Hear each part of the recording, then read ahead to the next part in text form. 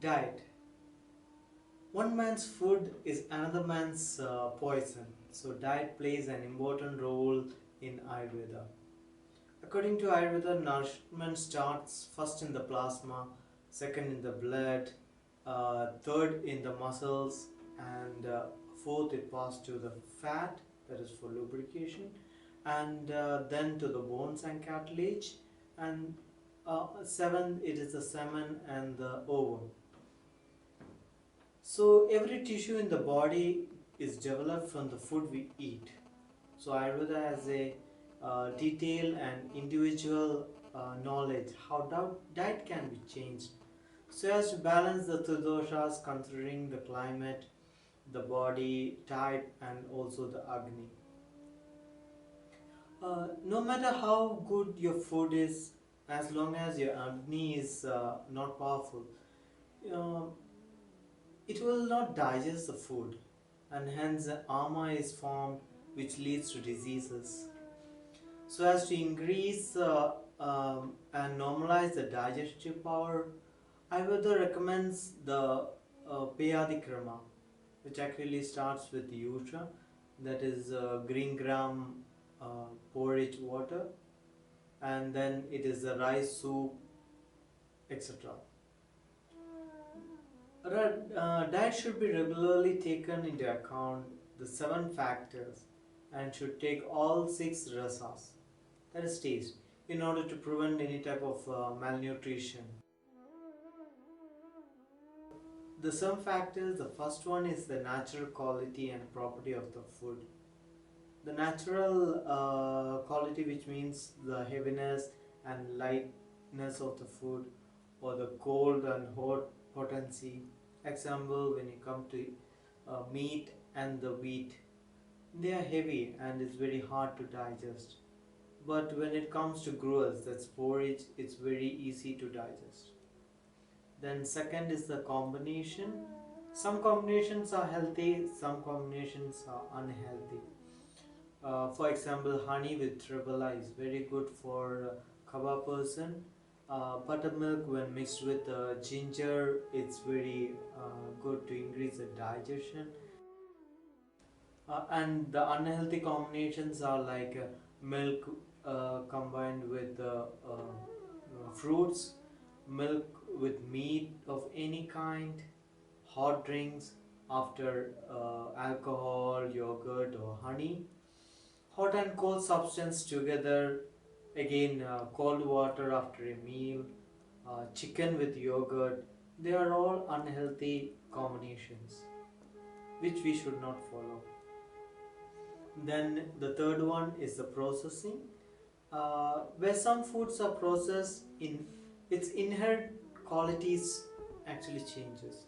Example, rice, which is actually very heavy in nature and hard to digest, but when processed and cooked, it's very light and it increases the digestive power when taken as porridge. And then fourth one is again, it's a quantity, that's matra. It refers to the quantity of food which we can take at a time. This decision actually depends on the nature of the food, its quality, etc. Heavy foods are taken in lesser quantity, and lighter foods in little more than the heavier quantity. And then the fifth one is the place.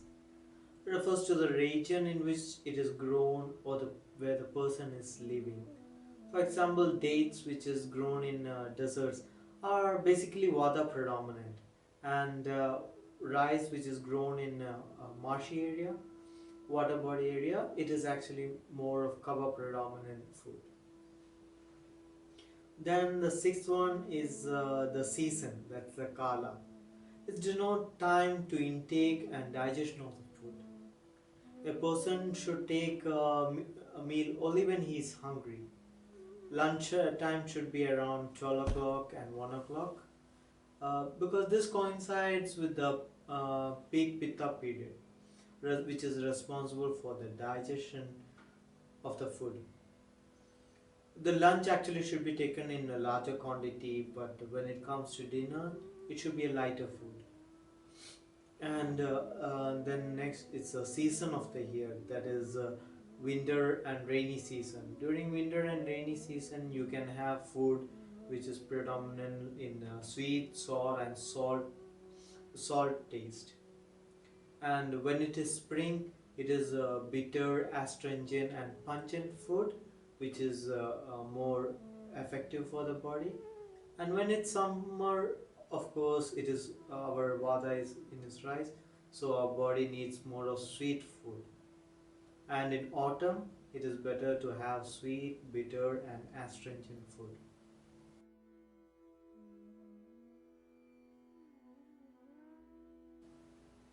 Then again, when it's time of the day for using certain food, example, curd and yogurt should not be taken at night.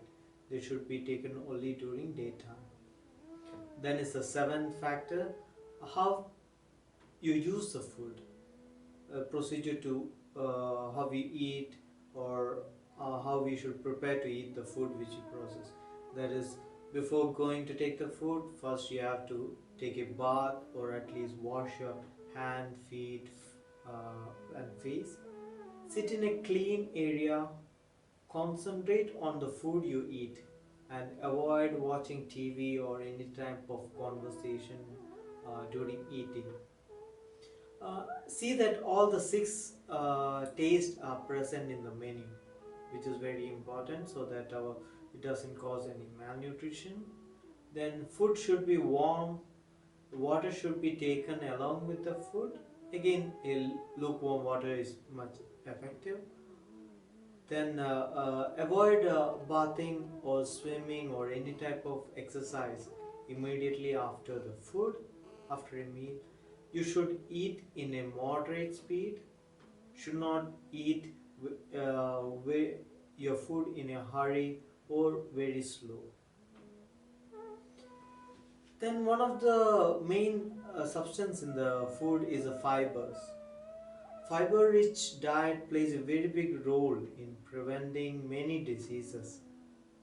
Vegetables are actually a rich source of fibers. Low fiber diseases causes some metabolic disorders like obesity, diabetes, etc., and cardiovascular diseases like hypertension, and other diseases like multiple sclerosis, and problems like constipation and gastritis. Another important factor in food is life force or prana. Every food that we have has prana in it. Naturally grown and fresh food is full of prana, while frozen and inorganic or artificially grown food is low in prana. And canned food or refrigerated food for a long time is completely without any prana.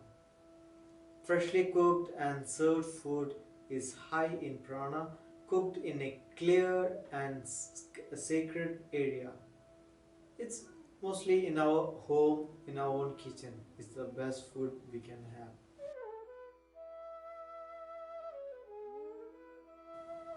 And Ayurveda emphasizes on one more thing, that is about Satmya.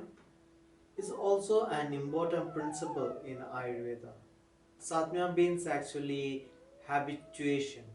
Our body is used to certain type of food, and you must never make an attempt to change our diet suddenly from a non-vegetarian to a vegetarian, or an unhealthy food to a healthy food. The sudden jump can cause us many disorders in our body. Even if you want to change from bad quality to good quality, it must be done in a step-by-step manner, so that our body does not feel the sudden shake, and we remain a healthy person.